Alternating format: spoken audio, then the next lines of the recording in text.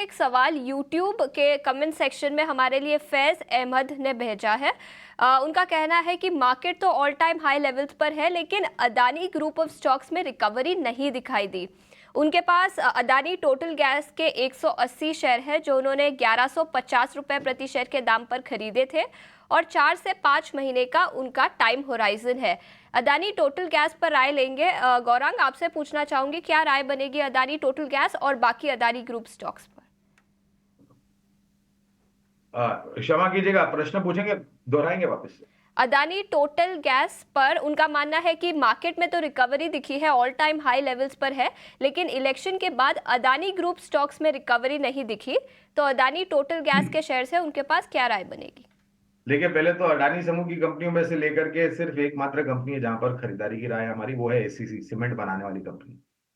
बाकी अन्य कंपनियों पर कवरेज नहीं है, लेकिन हमारा ये मानना है कि ये कोई राय हम नहीं दे रहे निवेश के लेकर के, एक हम खाली विचारधारा आपके सामने रख रहे हैं कि मजबूत और सक्षम कंपनियां कौन सी है। तो अडानी टोटल गैस हो गई, अडानी ग्रीन हो गया, अडानी पोर्ट्स जैसी कंपनियां, अडानी एंटरप्राइज जैसी कंपनियां, ये केवल मात्र मजबूत और सक्षम कंपनियां हैं, ये कोई राय नहीं है।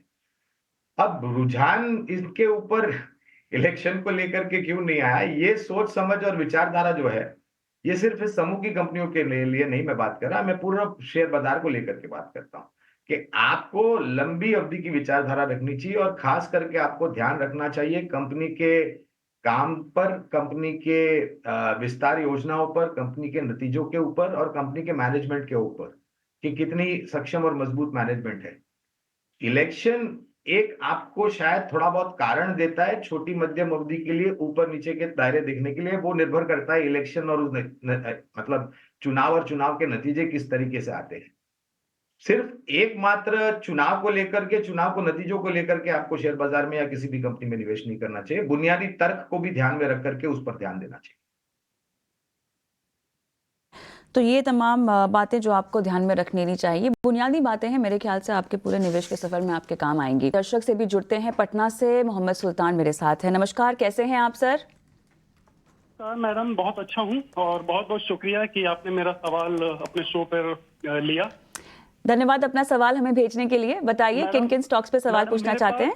मैडम, मेरे पास गुजरात अंबुजा एक्सपोर्ट है 160 के प्राइस पे, 100 स्क्रिप्ट है मेरे पास। ठीक है सर। और HFCL है 400 स्क्रिप्ट है मेरे पास एट द रेट ऑफ 91।